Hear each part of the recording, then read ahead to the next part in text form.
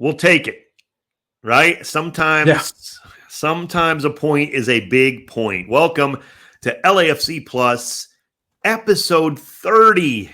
Episode 30. I never thought we'd get here, Mario. I'm not going to lie. No, I'm just kidding. It's flying by, Dave. It's flying by. A lot of fun, though. We've outlasted, I believe the official count is we've outlasted 99.999% of podcasts ever begun. So, hey, we're rolling. We're rolling. 30, yeah. Yes. Here on LAFC Plus. Thanks to all the folks at LAFC, including Seth Burton for being a big supporter. Sarah as well. Seth? We appreciate all that. What up, Sarah? Yeah, absolutely. He is Mario Ruiz. Obviously, wouldn't be here without him. He's the backbone of the show. I'm Dave Denholm, and welcome. We will take it, Mario. Yes, it was a point in Houston. We'll get to that in a moment. But I got to say, to celebrate episode 30, it's going to get personal. We're not giving away anything this time. But okay. My wife made quesadillas, shrimp quesadillas. Ooh. Delightful. Shrimp quesadillas. Yeah, beautiful. So, wow.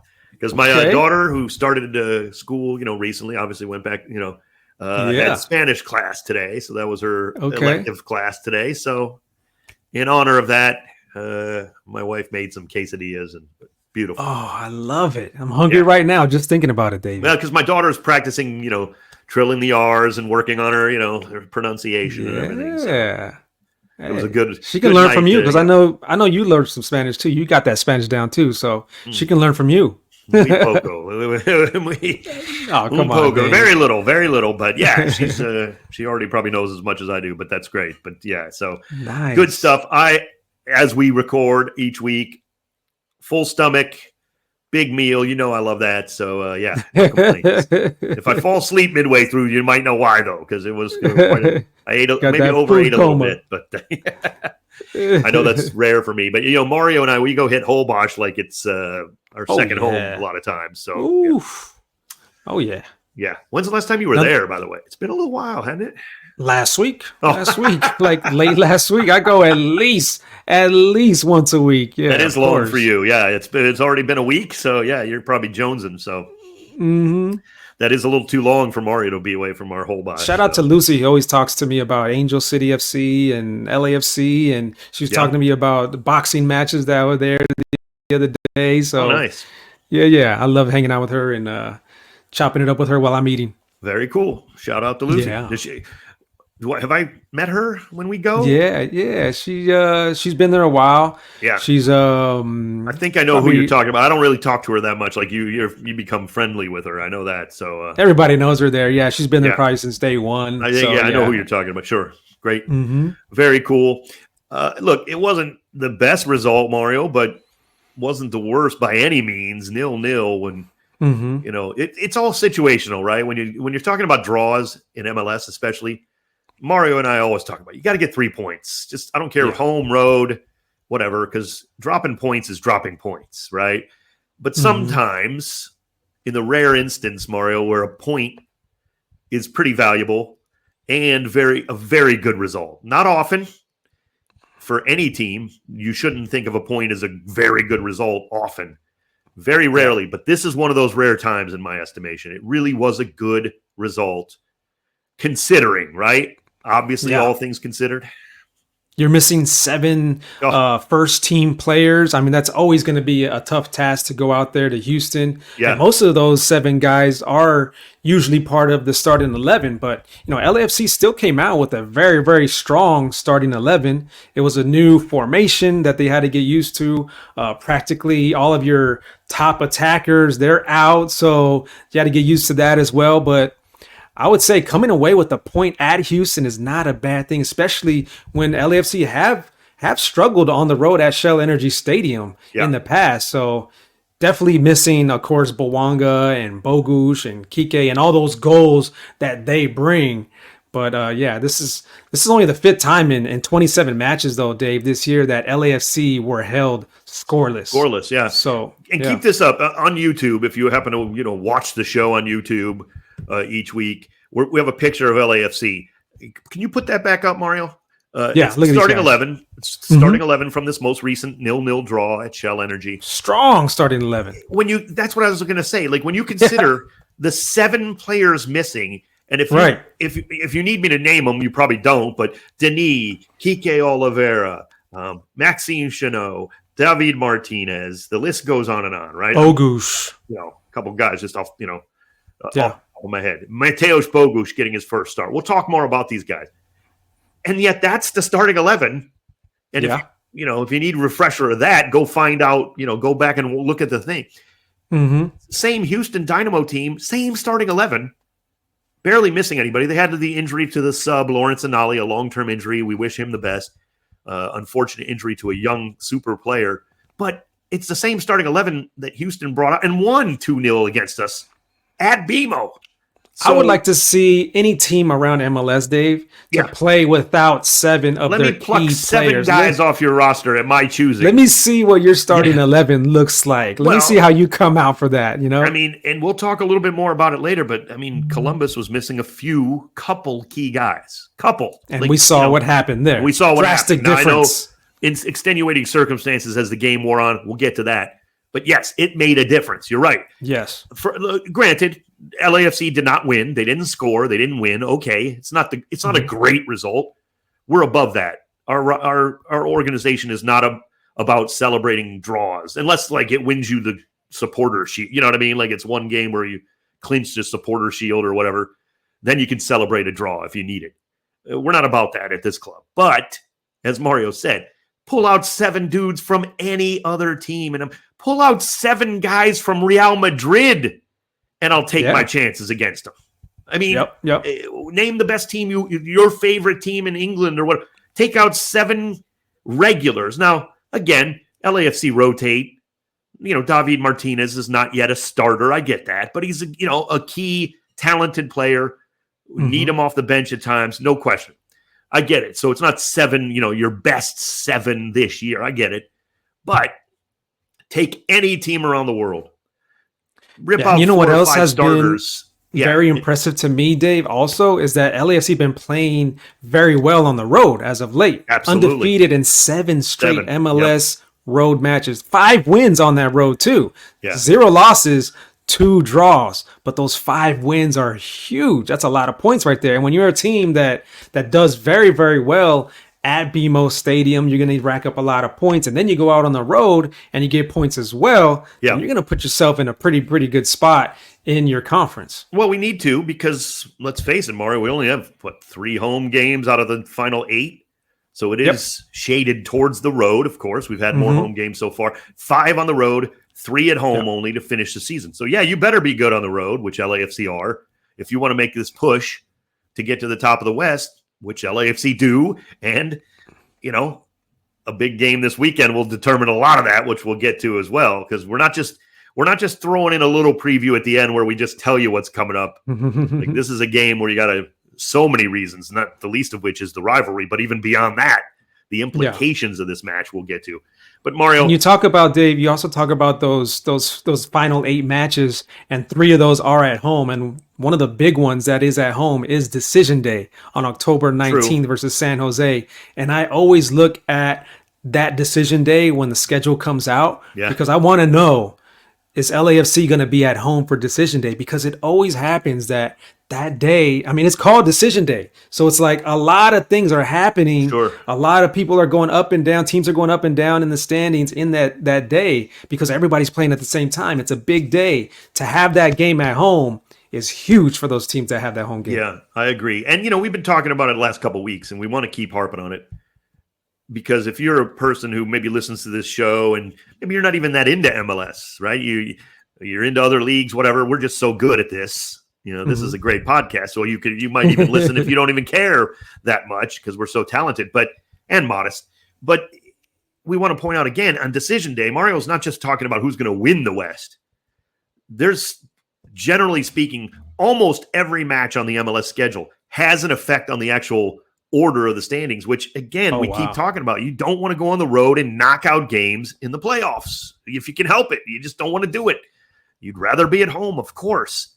So a Decision Day is so big for many reasons, not just like who's going to win the West or who's going to win the Supporter Shield, who's going to win the East. It's about, you might finish 3rd instead of 6th if you get the win, or you might get 2nd instead of freaking 4th and having to go on the road in maybe a conference semifinal instead of having that game at home. These things add up. They add up, and these matches are going to be big down the stretch. And Mario's right. That's a big decision day at home. But that also means, Mario, take away the decision day, 5 out of the next 7 are on the road. So it is going to be an interesting stretch. Yeah, so but this game, let's go real quick talking about this match. There isn't a lot to break down in the sense of what happened on the pitch, right? Both teams had a couple of chances. Both keepers made a couple of saves, nothing too crazy. It wasn't like anybody stood on their head and made 18 saves, and that's why it was 0-0 because there was only 5 shots on target total from both teams combined. So it was more of a case of a bit of attrition. Like going through the midfield was tough. It was. Neither team wanted to let the other team counterattack. They both know how dangerous the other team can be on that. So there was very little of that, frankly. And in fairness, we were missing, of course, Denis, who's a big part, Kike, the big parts of like a counterattack type of game when you're just getting for speed, pure speed. We started Giroud and Kai Kamara up front. First start for Olivier. But Mario, you're not looking to like get on the speedy counterattacks with those two. Right.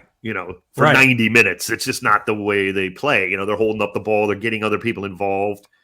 And it was just, to me, you said it, I think, and you may not even remember, before we went on the air for the post-game show, right after the game's over, you said, boy, something along the lines of this would have been really unfair or harsh if either team won.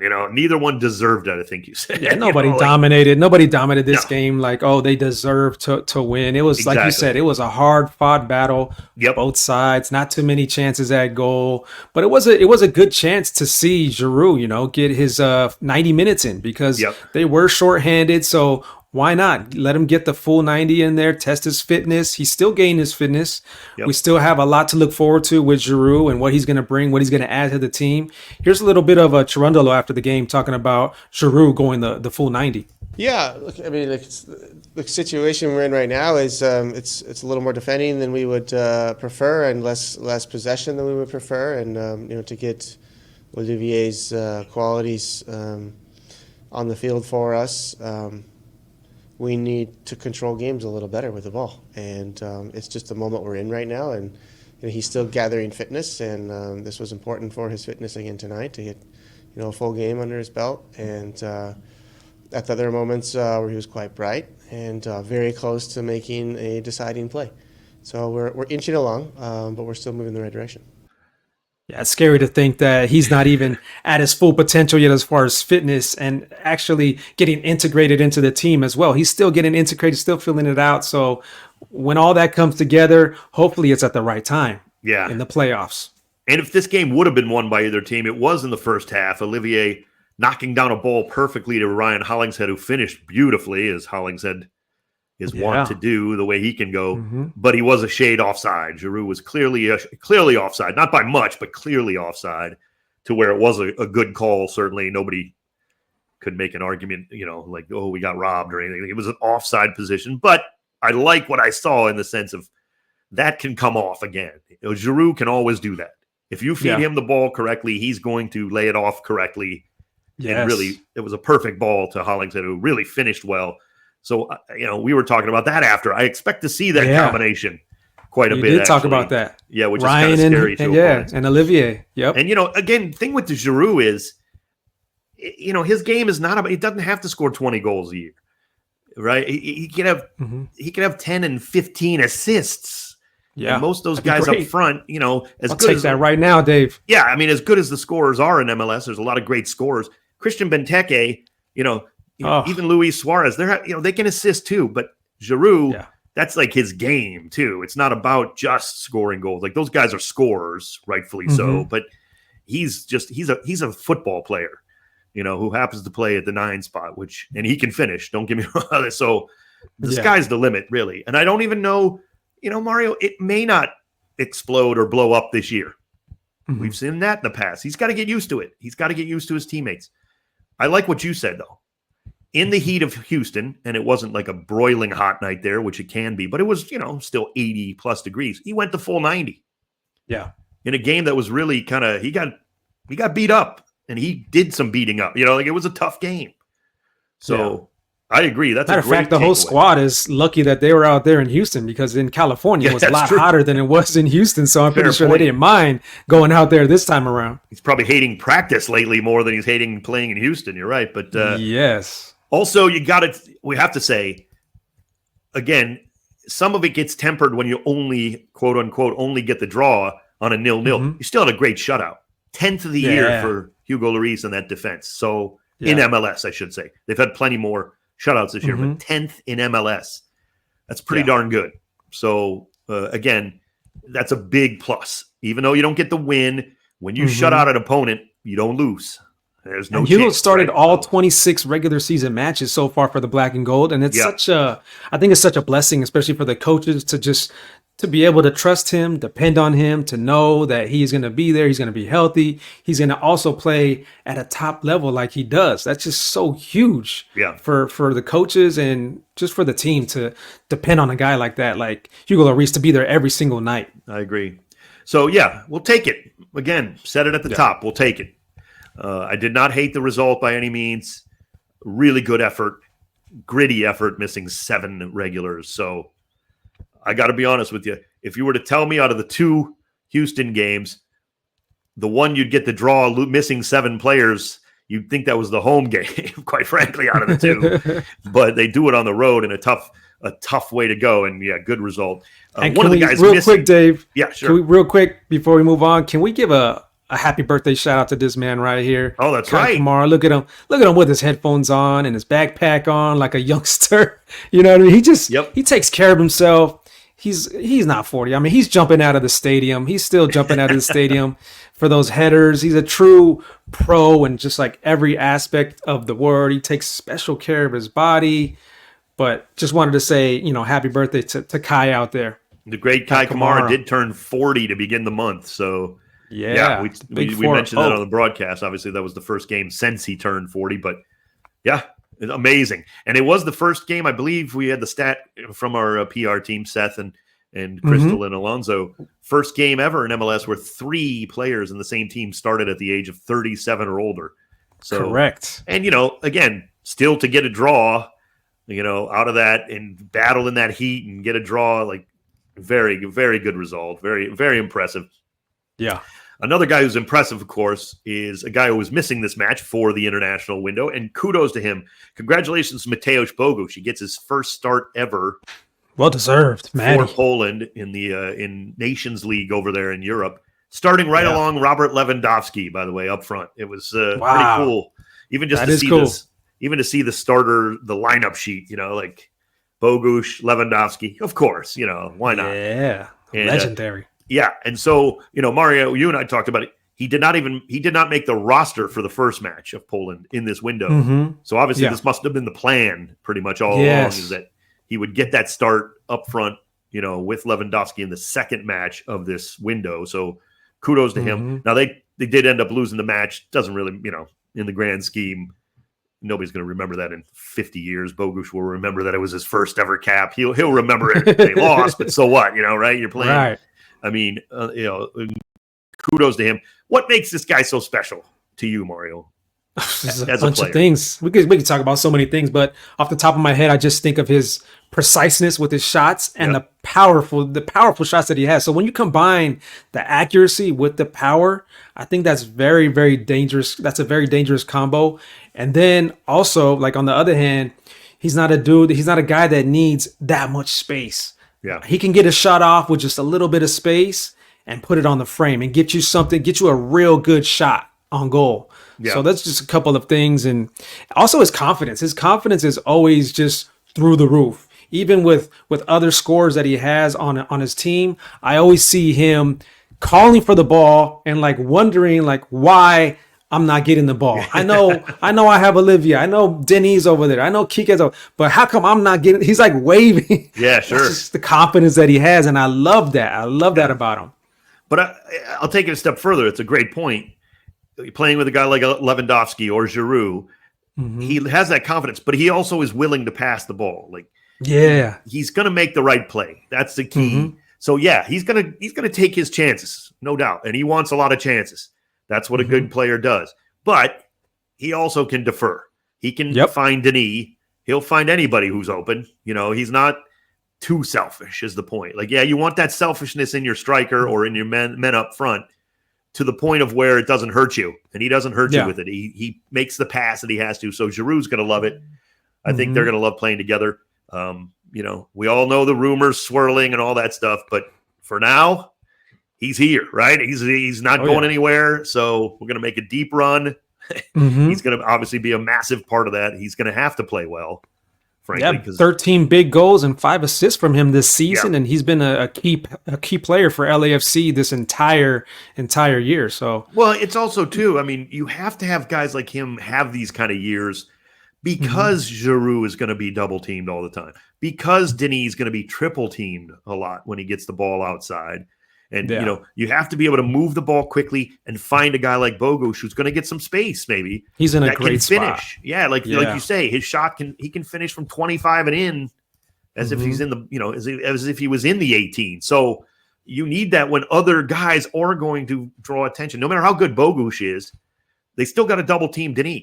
Like, you still got to double team Olivier Giroud. And then, you got to double team Bogusz, but somebody's open, in other words. And so, yeah, you have to have a guy like him step up his game, which he has this season, no doubt.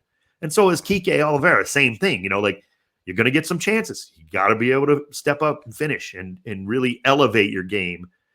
And not everybody can do that. We've had some players who couldn't, and that's the bottom line. I mean, it just happens. Yep. But kudos to these guys and kudos to Bogusz because, I mean, really, let's face it, he's on the Polish national team because he came to LAFC. Now, it's all him.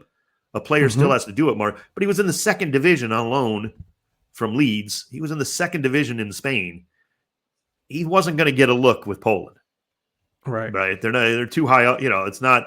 They're not going to really be worried about some guy who's never played for them that's playing in the second division in Spain. I'm sorry, unless you score 70 goals and Barcelona's breathing down your neck, But no, he came here to take that next step and has. So just like Kike Oliveira as well. You love to see these guys come over here, succeed, get the playing time, and take advantage of it, right? And then get the call-ups to the national team. And you've seen Kike Oliveira. He's getting a lot of minutes with Uruguay and their games. Even in Copa America, he played a lot of minutes there, and he shined there as well. So great stuff from Maddie and from Kike. Yeah, we always wish our players well when they go abroad. You're going to miss some MLS games, so be it. You want to see them play well with their, national teams. But most importantly, get home healthy, fellas. That's all that really, in the long run, that's what we really care about. Especially this week, right, Dave? Especially this week. Get back soon, get back healthy, because we got a big one coming up. Yeah, absolutely, and it is, and they're going to be ready for it, no doubt. Around the rest of MLS, unfortunately, we start with, well, not unfortunately, starting with a former, LAFC player that we love. That's Abraham Romero, but kind of ran into a little bit of a hardship with this game against Seattle for the Crew. Of course, we traded, Romero to the Crew not that long ago. He hasn't been there for that long.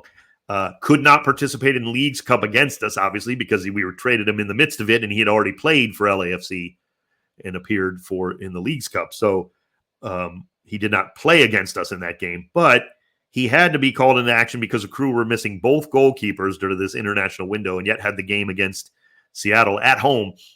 Yeah. And the funny part is, not funny, but if you hadn't seen it, Romero got a terrible red card, bad play.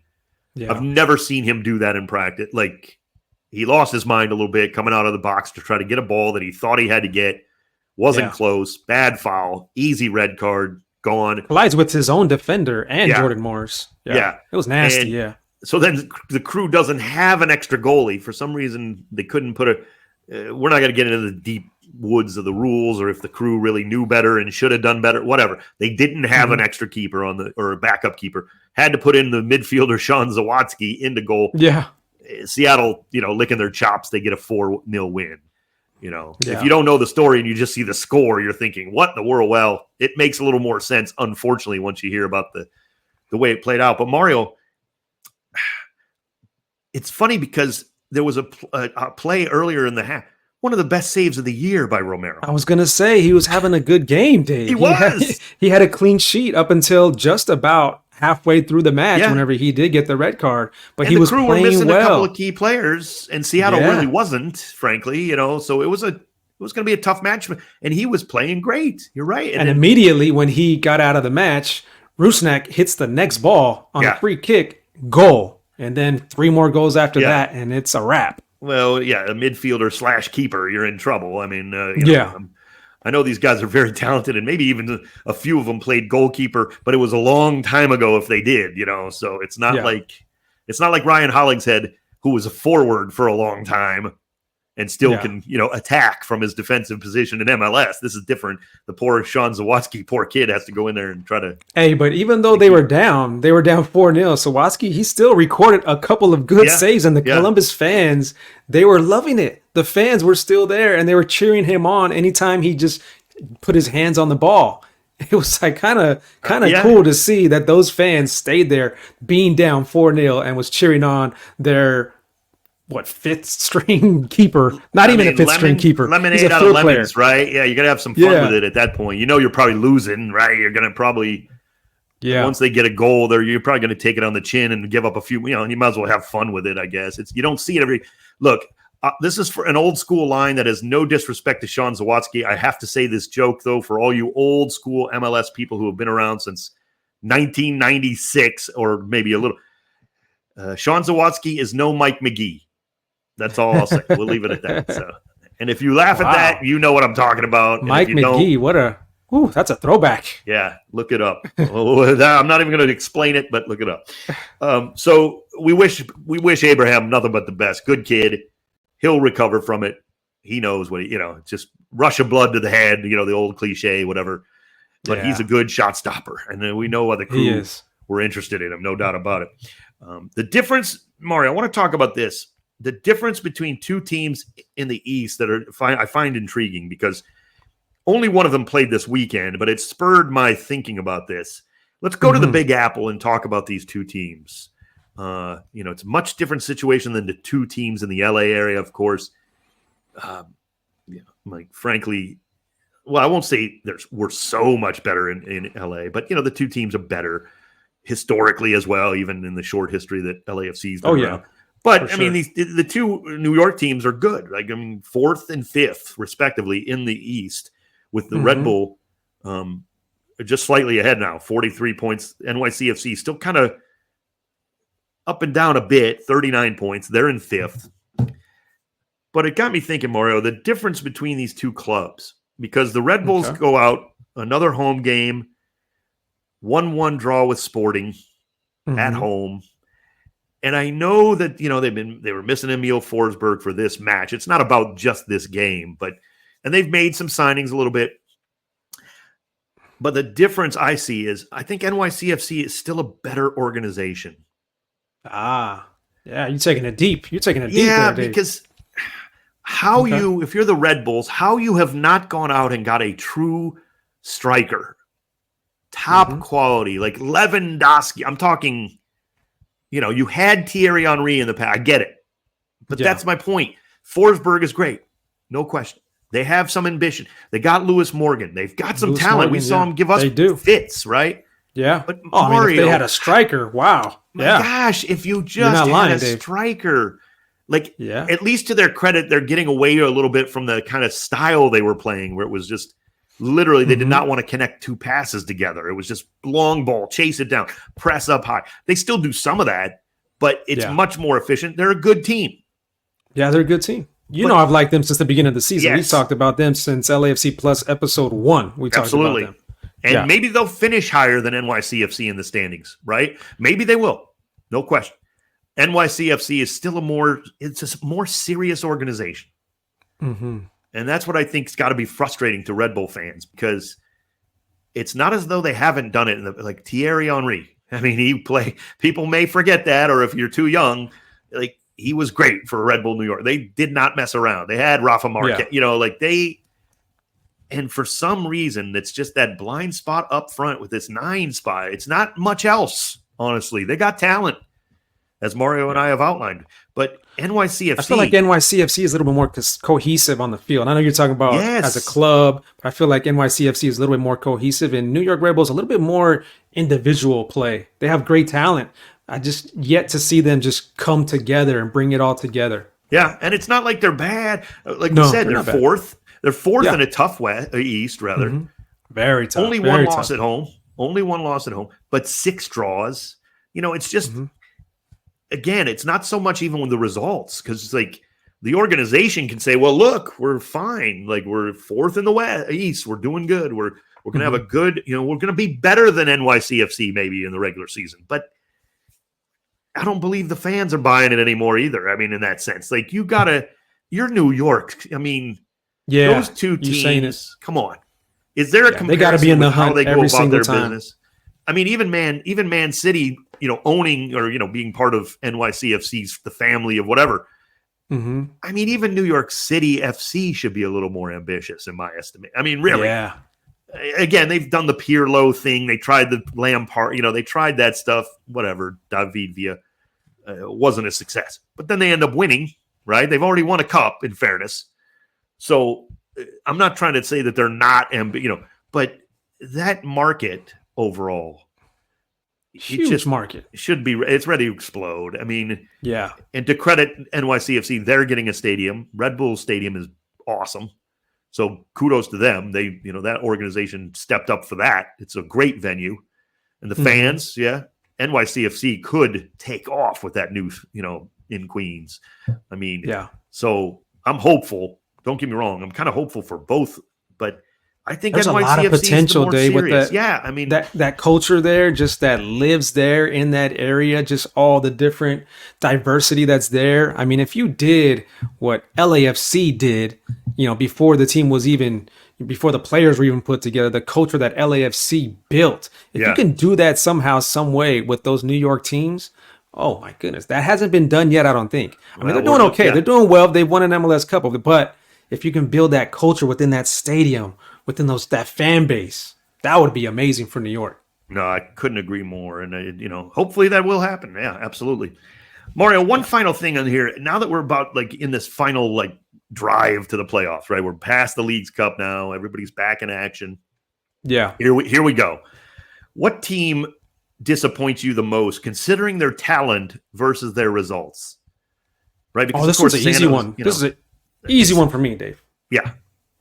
And we didn't talk about this. I just want to go on record. So I have no idea who you're going to say. You have no idea who I'm going to pick. So, well, last year I hinted at it a little bit, was Portland Timbers. And I think Portland Timbers to be in 8th place, kind of like fighting for a playoff spot, that's kind of shocking to me because how many goals do they have scored? They have the second most amount of goals in all of MLS, only second behind Inter Miami. Their defense definitely is shaky.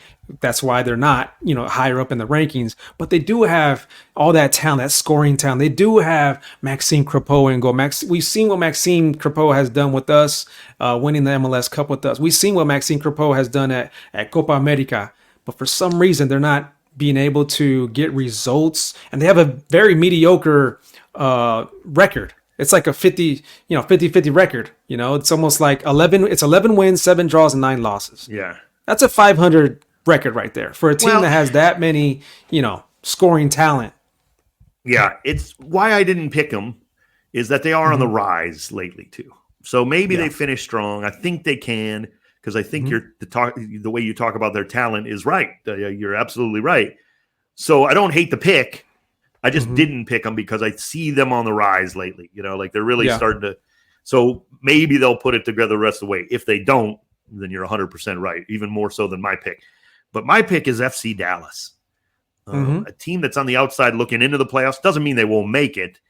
But, 1-8-5 on the road.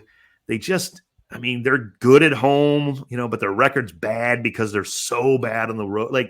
Too much talent on this team. They're 3 games under 500, legitimately, Mario. That's unacceptable when 9 teams are getting into the postseason. That FC Dallas right now, I mean, I don't know. Every time I see that talent, I go down that roster, it's like, what are they doing? How in the world is this team Now maybe it's a testament to the rest of the league being pretty darn good. Okay. But really? And I know they've had some, everybody has, I'm not, stop with the injury talk, right? Everybody's missing players. Everybody, don't give me that. This team is, and it's not like Peter Musa, their new signing, came in and was a bomb. The guy's scoring goals even. Like, it's not like he's been bad. He's been really good. So it's not like they missed on some massive signing and that's why they're struggling now. What is going on? Is that a bad shout?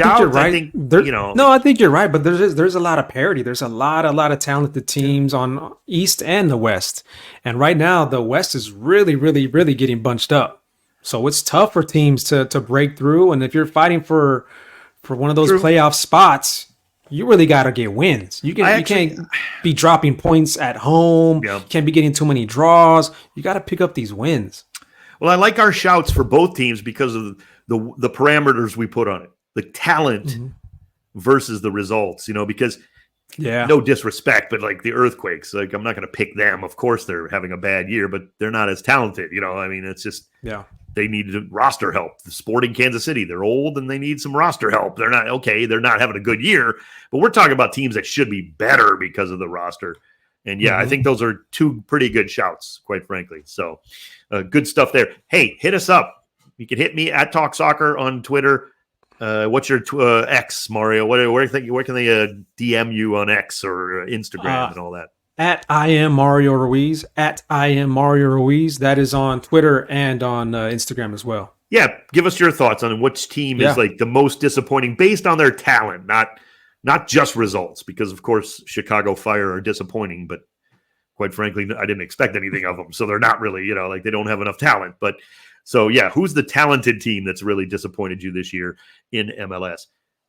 All right, Mario, it's time now. We're not just going to end this on like, join us on 710 ESPN at this time. We got to talk about this match. Yeah. Because very rarely in the history of this rivalry, which is the best rivalry in MLS, no disrespect to Portland, Seattle, and the New Yorks or whatever, this is the rivalry. El Tráfico, LA Derby, the 12-mile, whatever you want to call it.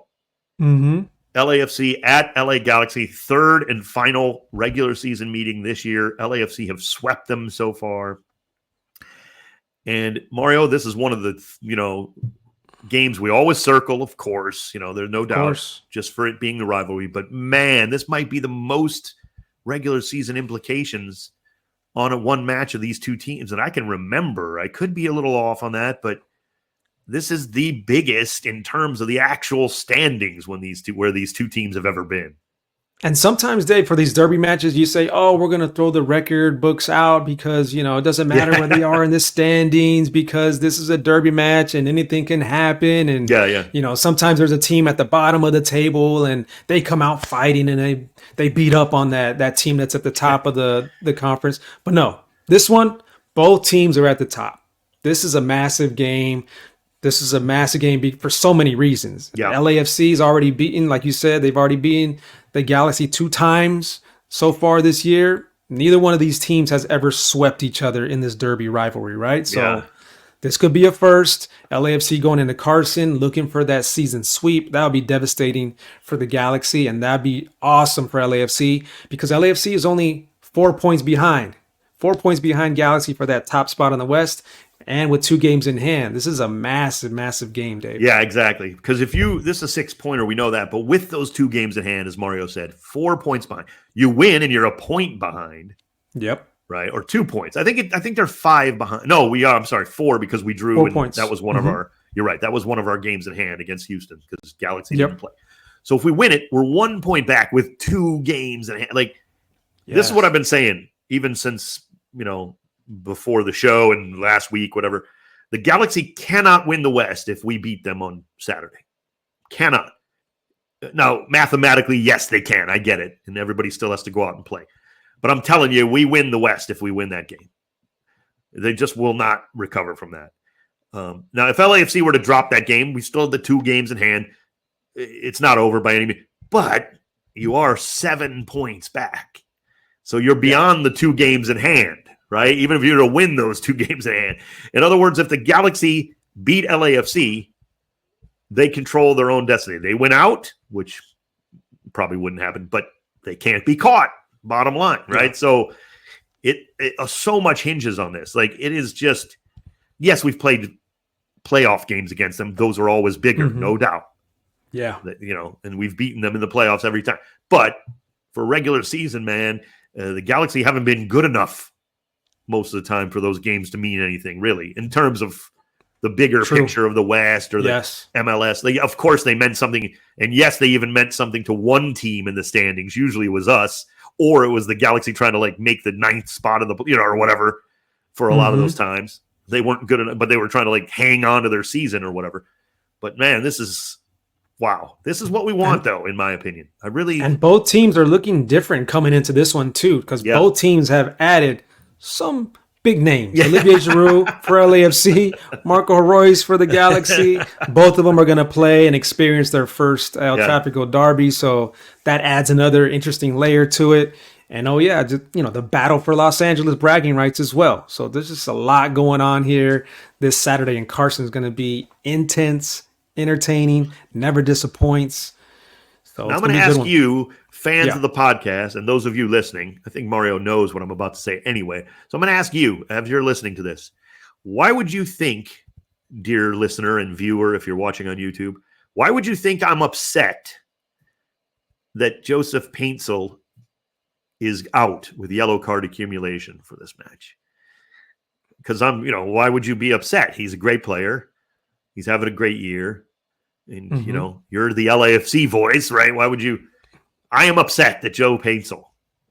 And it's not for a reason that some might say, oh, you want the best 11 versus the best 11, right? No, that's fine. If I'm upset because Sergi Palencia has locked that dude down like he didn't even exist. It was 11v10, those games. So true. I mean, I'm sorry. And Paintsil is a great player. He is a very good, talented player. I wish he was out there. He's been no threat with Sergi Palencia. That's a good point. Yep. So, I'm a little upset because maybe that'll mean Greg Vanney will somehow figure out something else to try, and we haven't seen it. Obviously that's true. We would expect Paintsil to start. You make a very, very good point for the coaching staff. You're going to be guessing what are they going to do with that position right there. Absolutely. Especially whenever you, like you said, you've seen Sergi do what he does against him. So now you kind of got to guess as far as what's going to happen on that side of the pitch for the Galaxy. It's a good point, Dave. Yeah. Along those lines, man, Sergi Palencia. Whew. Yeah. So good this year. And those matchups just only highlight it, really, because so many people watch those. Even the the national crowd, the international crowd watches, of course, these matches with the Galaxy and LAFC. So Palencia really has shown what, even the international, audience, what he can do. There's no doubt about that. We've seen it every game, realistically, and LAFC fans know, but man, he has just been stellar. And those two, matchups with Paintsil have really shown that and then some this season. So, we'll see. I mean, Mario, these teams, the way they'll attack each other probably won't be much different than what we've seen, although the Galaxy have to feel like we can't just keep doing what we're doing, it isn't working right now. True. So it could be interesting times. We'll see if Greg Vanney, I want to see what we do really in the way we line up, I mean, yes, we're back to full strength, kind of, like full-ish. Obviously we don't know about Jesus's knee and all, could still be missing a player or two. Essentially, you're back to full, at least you got a lot of weapons coming back from the internet. I want to see how everybody returns back. Yeah, I want to see how we line up.